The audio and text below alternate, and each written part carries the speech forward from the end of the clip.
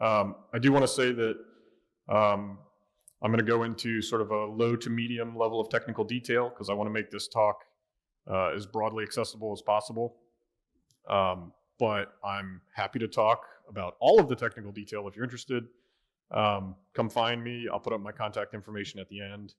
I'm sitting in the chat with probably most of the rest of you. So yeah, if you want to talk more, just let me know. So GNU Radio is a software-defined radio framework that has a very nice block-based interface. I'm going to go out on a limb and assume that everyone in the room and probably most people tuning in already knew that. One of the nice things about the block-based interface is that you can extend it to do all sorts of things, in particular to talk to various accelerator devices, things like GPUs, FPGAs, DSPs, potentially other hardware, to offload computationally intensive signal processing algorithms. And this is something that I've done a fair amount, and I'm sure there are many of you out there that have also done this. And if you did these sort of things, then you probably noticed what I noticed, that the data transfer to these accelerator devices is suboptimal. When I say suboptimal, this is specifically what I mean. So on the left there is a fictional GNU radio block. It has its own buffers, and in order to get data to and from an accelerator device, the device has its own DMA buffers. And so you end up copying on the input side from the input GNU radio buffer into the device DMA buffer. You do your processing, and then you do the reverse on the output. And that leads to the dreaded double copy. And I will note that there are some runtimes, frameworks that sort of abstract this, but I assure you they are still doing this under the hood, even if you can't see it sort of directly. So in dealing with this for a fair amount, I thought to myself, gee, wouldn't it be better if things looked more like this? If GNU Radio could manage the device DMA buffers itself and eliminate the double copy. And this also makes some other nice things possible as well. And so I'm happy to say over the past year and a bit more, I've been working on a project to do exactly that. So here are the objectives of this project. So first of all, this is intended to be an evolutionary update. The revolutionary changes are the GNU Radio 4.0 stuff that Josh was talking about before. And I've been working with him pretty closely, so all the bits of this project that make sense have been contributed to the GNU Radio 4.0 stuff as well. But yeah, so maintaining backwards compatibility is extremely important. We don't want these changes to affect any of the existing blocks and any of the good stuff that's already out there. Sort of the crux of the project is to create a custom buffer interface to support accelerator devices. And then sort of a secondary part of that is to offload the data movement portion from the blocks to the runtime itself, which just makes the interface that much nicer to use. A next objective is to contribute some infrastructure so that folks can sort of use this with common hardware, in particular NVIDIA GPUs, because they're pretty common and accessible. And the goal is to further the insert signal processing here paradigm, which I think is a good one. And then finally, as I mentioned, I haven't been doing this work in isolation. I've been working with Josh and a few other people, and that was the goal. And then, of course, eventually to upstream these changes. So I'm going to start talking just a little bit of background to sort of set the stage here. So again, I think most people know this. GNU Radio has blocks that are connected to create a flow graph. Under the hood, there is a buffer that separates two blocks. And so the upstream block writes to the buffer and downstream block reads from the buffer. In addition to the way this is drawn, there is a wrapper object around the actual buffer itself. And then the reader, there's this buffer reader thing that is essentially a separate object that acts as an interface into the buffer. Keeps all the bookkeeping stuff for the reader. And of course, you can have arrangements like this where you have one upstream block feeding multiple downstream blocks. And that ends up looking sort of like this under the hood, where you have multiple readers that are reading from potentially different spots within the buffer. So the existing buffering scheme is very, very elegant, and it is what I've been referring to as a double mapped buffer. And so I'm talking, for those of you that are familiar with the details of the runtime, the VM circ buff is what I'm talking about here. So briefly, this is itself sort of a simplification, but in physical memory you have a buffer, and then in virtual memory, two back-to-back mappings of that buffer are created. I don't know if you can see it there, but the green dotted lines represent the first mapping, and the blue arrows represent the second mapping. And then only the first mapping is sort of advertised, but because the second mapping exists, means that you can write from any point in the first mapping and automatically wrap around by just writing past into the next mapping, and that effectively wraps around the buffer. So what this means is there's no special cases for handling wrapping. You still, of course, have to keep track of how much space is available in the buffer, but all writes and reads, for that matter, can be treated as sort of flat. There's no special cases involved in the edge of the buffer because of this very elegant trick of mapping the buffer back to back. So next up, I'm just going to talk briefly of sort of how I approached this problem. So I kind of divided it in my head into two main milestones. The first milestone was, the primary purpose was to create a single mapped buffer abstraction, which I'll talk more about in a moment. And then also to create sort of initial version of the custom buffer interface, mainly so we could use that single map buffer abstraction. And for that sort of initial version, the goal was to eliminate the double copy problem, but the blocks would still be responsible for their own data movement. So it wasn't sort of the final version. And then I did a bunch of testing and benchmarking and refinement on that. And then I proceeded on to what I was calling milestone 2, which was a refinement of that custom buffer interface, and that sort of achieved the full goal of offloading data movement from the blocks themselves to the runtime. And one of the nice things about that is it also allows you to do device zero copy transfer. So you can have back-to-back accelerated blocks, and you don't have to copy data between the blocks. And of course, I did additional testing, benchmarking, and refinement for there. So the single map buffer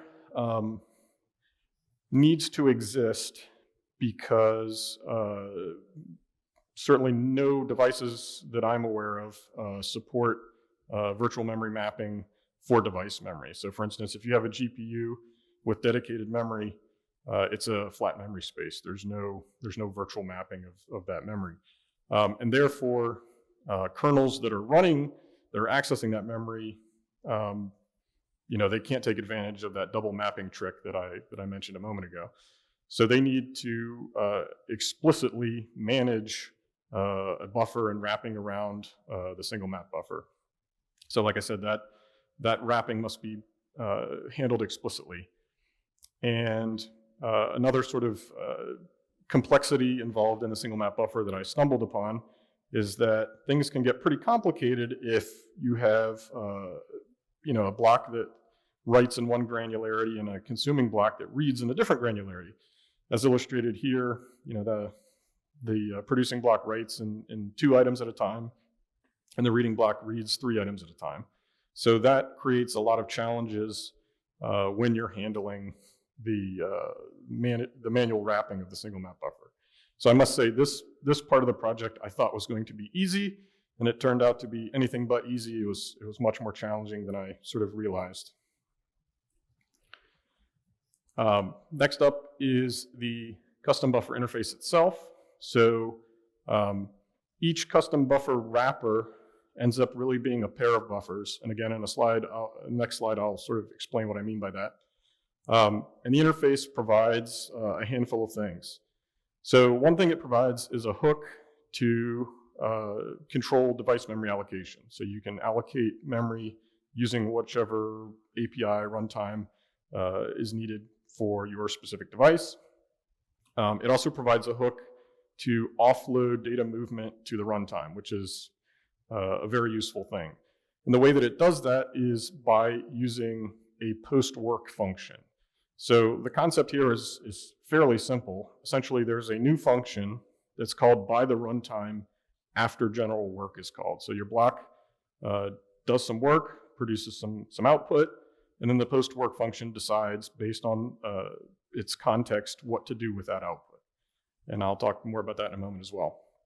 And then finally, the interface provides some templated callback functions to handle all those complicated cases of wrapping for the single map buffer. And when I say templated here, I'm not talking about C++ templates. I managed to set up the code so that all of the logic is contained in two functions, and you can pass in essentially implementations of memcopy and memmove for your device, and it'll sort of do the right thing. And then finally, so all of the functions in this interface are virtual, which means that you can fully customize things if you wanted to. Now that said, there are certainly functions within this interface that I would not recommend messing with unless you really know what you're doing. But if you're trying to do something that maybe I hadn't fully thought through and need to tweak things a little bit, you can certainly do that. So these are a couple diagrams that I drew a while back that really sort of helped me think about these concepts. So at the top there, the blue dotted line represents sort of a logical host where a flow graph is running. You have a series of GNU radio blocks. And then in the middle there, there's a purple boundary that represents a logical boundary for an accelerator device. And that green block is meant to represent a block that's running on an accelerator device. And you can see that purple dotted line bifurcates both of those buffer objects sort of directly. And in the diagram below, I've sort of added a little bit more detail. And essentially, so the red dotted line represents the buffer object, and now the buffers themselves are split into two pieces. So there's a yellow buffer that's meant to be a host buffer, and an orange buffer that's meant to be a device buffer. And you can see their arrangement there. There's an explicit sort of red line that represents the data transfer across the boundary from the host to the accelerator device in the one direction, and then vice versa in the opposite direction. And so really this is, again, a very high-level sort of logical picture, but this is how the custom buffer interface works. And the post-work function is the function that's responsible for controlling what happens as represented here with that red line. So in addition to just a simple case where you have one block, you could certainly have multiple blocks.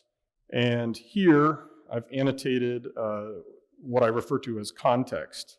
So on the far left, there is host to device context, where data is going from the host to the accelerator device. In the middle, this is device to device context, which I realize is a bit of a misnomer because it's really staying on the device. It's just going between two blocks on the same device.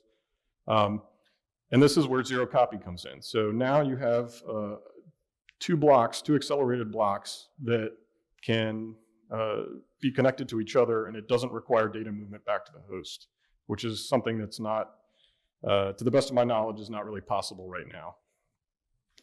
And then finally, there's device to host, where you're going from the device back to the host.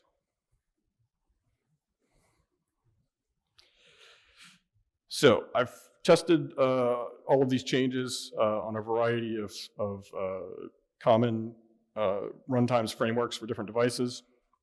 So certainly I think one of the most common and accessible accelerator devices are going to be GPUs, particularly NVIDIA GPUs. And so I've tested with CUDA. I've also tested with AMD HIP, which is sort of their equivalent to CUDA. It ends up being very similar. I've also tested this with a custom developed embedded driver and library sort of stack. And really, at the end of the day, any sort of pointer-based data manipulation interface should work just fine with these changes. And that sort of goes back to the whole evolutionary change. Because the GNU radio interface is pointer-based, anything that sort of fits that paradigm should work. Now, there is one notable exception in terms of things that don't work, and this is unfortunate because it was something that I was trying to get to work, but that's OpenCL. And really, the limitation with OpenCL is just that it doesn't provide that pointer-based data manipulation. It has a, if you ask me, a rather weird abstraction using the CL buffer objects. And so it just doesn't fit the same paradigm. So as a word of caution, when I say doesn't work, what I mean specifically is it doesn't work with the custom buffer interface. Any existing legacy OpenCL blocks that use the double copy approach, those will continue to work just fine. It's just that OpenCL doesn't work with the custom buffer interface for the reasons I just mentioned. So here are some of the platforms that I have tested on. Dell server with an NVIDIA V100 card. So the next item is sort of regrettable. I had this working with an AMD card. However, I waited until the last minute to prepare these slides and do my final benchmarking. And this was about a week and a half ago.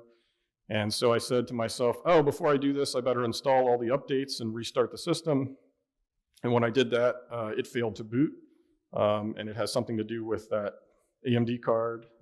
We've since moved it around to a bunch of different systems, and the problem seems to follow the card. So our guess is that it's a hardware issue with the card itself. So unfortunately, you'll have to take my word for it that that works. I don't have any data to formally show you today. But like I said, I hope to get the issue with the card resolved, and then I will have some data. The next platform is a Dell laptop with a discrete GPU. And then next up are some sort of embedded systems. So I also tested on the NVIDIA Jetson AGX Xavier, which is shown at the bottom in the middle there. And this is NVIDIA's, I guess you could say, embedded platform. It has their, I guess it's their Tegra CPU with sort of a low power version of their GPU. And then finally, there was another task on this larger project that I was working on to get GNU Radio running on a Xilinx MPSoC device. So we used this Xilinx ECU 106 board that has a device there. And we were able to run not just stock GNU Radio, but also the modified version of GNU Radio that I created, and utilize its custom driver and FPGA firmware to also do some benchmarking. Okay, so in terms of benchmarking methodology, the changes here are all about data movement improvement. So this is sort of the very simple methodology for benchmarking the changes. So I've got a null source block, one or more loopback blocks. All the loopback blocks do is copy the data from the input to the output, a head block, and then a null sync block. So pretty simple. And so this is all run using standardized scripts that Josh actually created. And so there are 3 cases that I run for each of these systems. So the first case is sort of the baseline. It's stock GNU Radio 3.9.2.0 with the legacy double copy approach. Then ngschedge. So ngschedge is how the custom buffer changes are colloquially referred to. So ngschedge plus the legacy approach. That's to show that nothing is sort of broken using the existing double copy methodology. And then finally, ngschedge plus the custom buffer improvements using the single map buffer. So each of the numbers that I'm going to show you in a moment are durations measured in milliseconds, and each of them is the average of 10 runs. And so one thing I want to point out before I show you the numbers, keep in mind that these flow graphs are not doing any signal processing. So the speedups that they show are not indicative of speedups you will see if you are doing signal processing. And that's all related to Amdahl's law, which basically says that your overall speedup is proportional to the runtime of the thing that you're speeding up. So here the loopback blocks are just doing data movement, and there is no signal processing. So if you were to do a real application, the total runtime that is dedicated to data movement would be much smaller, and therefore the overall speed up would be correspondingly smaller. So please don't send me angry emails about how you're not seeing 10x speed up. Okay, so hopefully that's somewhat visible. So this is divided into 4 sections, and that's indicated in the first column. So the first column shows the number of blocks, 1, 2, 4, and 16. The next column shows the batch size, which is the number of items that are copied on each run of the work function. Each of the items is 8 bytes in size. So the next column shows the total number of bytes per iteration. The next column shows the baseline. So this is GNU Radio 3.9 running with the legacy double copy approach. The next column next to that is the ng-sketch changes with the legacy approach. And next to that is the delta from the change from the baseline. So you can see here for the V100, things look pretty good. There's cases where it's slightly faster, cases where it's slightly slower, but nothing too crazy. There is a bit of an anomaly there for 16 blocks at the 16K batch size. It ends up being sort of a good bit faster, which is not what I would expect. So perhaps 10 iterations is not enough to get, completely bulletproof data. But all in all, I think that looks pretty good. The next column is the ng-sketch changes actually using the new custom buffer interface, and then the final column is the delta from the baseline with those changes. And as you can see, there's a pretty solid speed up, particularly when you get to 16 blocks and a 64K batch size. You can see there's quite a bit of improvement there. So next up is the Dell laptop with the discrete GPU. And again, data is all, the format is all exactly the same, so I'm not gonna repeat all of that, but you can see the middle columns there show that some cases are a little bit faster, some cases are a little bit slower, but the deviation is very small, so it looks pretty good. And the final 2 columns show, again, pretty solid improvement overall for each of the cases. So next is the AGX Savior platform. Here again, I guess the 1 block case is slightly slower, but later on slightly faster. And again, I think in retrospect, 10 iterations probably just isn't enough to get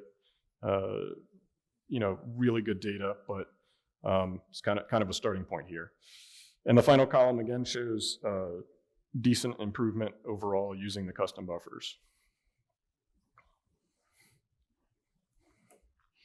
Then last, this is running, sort of the custom driver and firmware and all of that, running on the embedded system, the Xilinx board. So here, the middle columns, outside of 1 outlier, which is, let's see, 2 blocks at the 8K batch size. That something's not quite right there, but everything looks a little bit slower here. And honestly, it's kind of more along the lines of what I would expect, because the custom buffer changes do add some additional function calls that are not in the baseline. So this is, like I said, sort of more along the lines of what I was expecting to see. Everything is slightly slower, but again, outside of that 1 anomaly, I think things look reasonably good. I don't see anything that's particularly concerning. I will note that just kind of observationally while I was watching this run, there seemed to be a lot of variation or more variation than on the other platforms in terms of the numbers, so that may contribute to what we're seeing as well. And then the final columns, again, we see decent speed up here. So I will note that both this platform and the previous platform have unified memory And that's very likely why the speed up is smaller overall, because there's no PCIe bus over which the data is being transferred. So all in all, I think this looks pretty solid. The custom buffer changes show a pretty decent improvement, which was the goal. So next, I'm going to go over a very quick tutorial on how someone who is writing an out-of-tree module might go about using the custom buffers. And so it ends up being pretty simple. So first of all, you need to install the module that contains your custom buffer class. For the purposes of this very quick tutorial, I'm going to assume that you're using GRCon21 buffer. I'll talk more about that in a moment. And of course, all of this at the moment relies on the ng-sched changes, so you have to be using that as your base. So really there's two steps. So the first step is to add the necessary include, which should be pretty simple. And then the next part is to add an optional parameter to the I/O signature to indicate the type of buffer that should be used for each I/O port. So here I've highlighted that in green just so that it stands out. But essentially, each custom buffer has a static member called type that indicates its type. And so all you have to do is add that to the I/O signature, make call, and that indicates the type of buffer that you want to use. And really that's it. So now when your general work function is called, the buffers that you get out, which you see there in the body there, are going to be, in this case, they're going to be CUDA device pointers. So again, as I noted there, specific to CUDA, they are not host accessible. So really the only thing you can do at this point is to launch a kernel, but that's probably what you were going to do anyway. So that's sort of how it works. I'm pleased with how that interface looks. I'm certainly open to anyone's suggestions for improvement, but I think it's pretty simple and straightforward. And again, going towards the insert signal processing here paradigm, that's what you can do, right? You can put that together relatively easily and launch your kernel and go forth.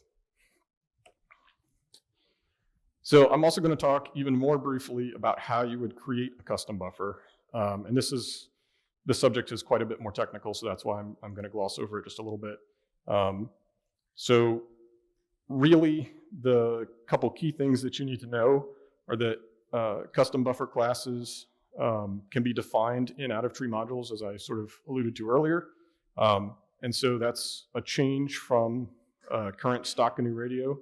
So now you can have both custom buffers and blocks defined in modules, and you can sort of choose the right arrangement that makes the most sense for what you're trying to do. So custom buffers end up being subclasses of the buffer single mapped class.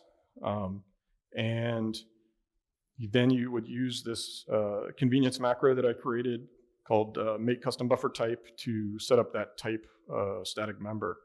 And like I said, that's a very quick sort of overview of it. I do have some examples, and I'll talk more about that in a moment. But that would be a good place to start. This custom buffer symbol example shows in a little more detail how to do this. So the code is available in two places, and I think for now will continue to be available in two places. So it's available in the merge ng-sched branch of my own personal fork, and it's there for the purposes of the pull request, which I'll get to in a moment. And then also it is living in the GNU Radio ng-sched repository, which was kind of its historical home. On that GNU Radio ng-sched GitHub page in the wiki, I have written much more extensive detailed technical documentation about the design and sort of inner workings of the interface. So if you don't want to talk to me, but you do want to learn more, feel free to look at that. And then finally, I'm very pleased to say that as of a couple weeks ago, I submitted a pull request to get these changes upstreamed. And as Josh mentioned earlier, I think the idea is that once everything is reviewed and vetted, this would become an experimental feature for GNU Radio 3.10. So also a couple other quick things I wanted to mention. So there's some additional related code. This is what I was talking about at the beginning. So we wrote this GR buffer module so that you can use it and not have to recreate the wheel. So currently it lives in the black links corner of GitHub. I think eventually the idea is that this would, migrate into ownership by the project, but that's where it lives for right now. So you can certainly start using it if you'd like. And then also I created this GR BLNX ngsketch module that contains a whole bunch of examples of the stuff that I've been talking about. And they're mostly sort of simple, trivial examples, but hopefully they give you a good starting point for learning how to use everything that I mentioned. And so that's about it. Thank you for listening. Here's my contact information. And I definitely wanted to take a moment to thank Josh and Seth for their help while I was working on this project. Thank you.